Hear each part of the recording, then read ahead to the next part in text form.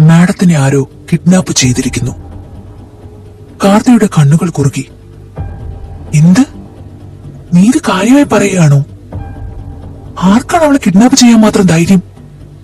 അതും അവൾക്ക് ആ കുറുക്കൻ കാവൽ നിൽക്കുമ്പോൾ അവനുള്ളപ്പോൾ അത് പോസിബിൾ ആണോ? കാർത്തി ഒരേ സമയം ദേഷ്യത്തോടെയും അല്പം അമ്പരപ്പോടെയും ചോദിച്ചു. വണ്ടിയെടുക്ക്. റേ നുരഞ്ഞു പൊങ്ങിയ ദേഷ്യം കടിച്ചമർത്തി പറഞ്ഞു. അയാളുടെ നോട്ടത്തിൽ തീ പാറുന്നുണ്ടായിരുന്നു. അവന്റെ ശബ്ദം ആകെ മാറിയിരുന്നു.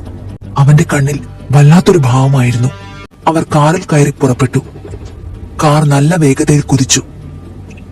കൊച്ചി JK പോർട്ടിലേക്ക് കാർത്തിക് ആജ്ഞാപിച്ചു.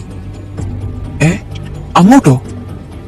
എവിടേക്കാണ് പോകുന്നതെന്ന് കേട്ട ഡ്രൈവ് ചെയ്യുന്ന ജോൺ ഒന്ന് ഞെട്ടി. അവർ എന്തിനാണ് അങ്ങനെ ഒരു സ്ഥലത്തേക്ക് പോകുന്നതെന്ന് അവന് മനസ്സിലായില്ല.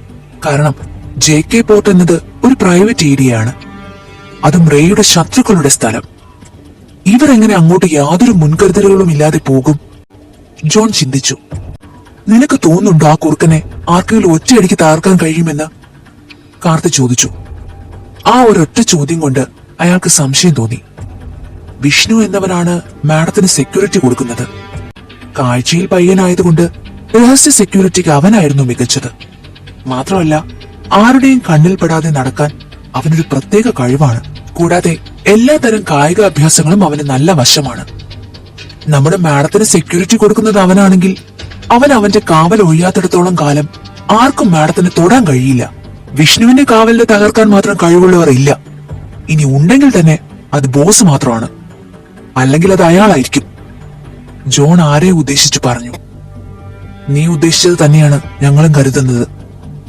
ജോണിന് മറുപടിയായി കാർത്തി പറഞ്ഞു. അത് ശരിക്കും അങ്ങനെ തന്നെ ആവുമെന്ന് അവന് മനസ്സിലായി. റേയുടെ സംരക്ഷണ വലയം തകർത്ത് ഒരു സാധാരണ ശത്രുവിനും അവളെ പിടിക്കാനോ അവളുടെ അടുത്തേക്ക് എത്താനോ പോലും അസാധ്യമായിരുന്നു. എന്നാലും ജോൺ കൺഫ്യൂഷനിലായിരുന്നു. എന്തിനായിരിക്കും അവരത് ചെയ്തത്? ഈ സമയം അത്രയും റേ നിശബ്ദനായിരുന്നു. അവന്റെ മുന്നിലുള്ള ലാപ്പിൽ മിഴിനട്ട് അവൻ ഇരിക്കുകയാണ്. വിഷ്ണുവിന് എന്ത് സംഭവിച്ചു എന്ന് ഒരു പിടിയുമില്ല. ഗാഥയെ തട്ടിക്കൊണ്ടുപോയെന്ന് അവന്റെ തന്നെ കൂടെയുള്ള മറ്റൊരാളാണ് പറഞ്ഞത്. അതിനാൽ തന്നെ അവിടെ എന്തൊക്കെയാ സംഭവിച്ചതെന്ന് റേക്ക് ഏകദേശ രൂപം ഉണ്ടായിരുന്നു. അവന്റെ ആകെയുള്ള ടെൻഷൻ ഗാഥ സേഫ് ആണോ എന്നും വിഷ്ണുവിന് എന്തു പറ്റി എന്നതുമാണ്.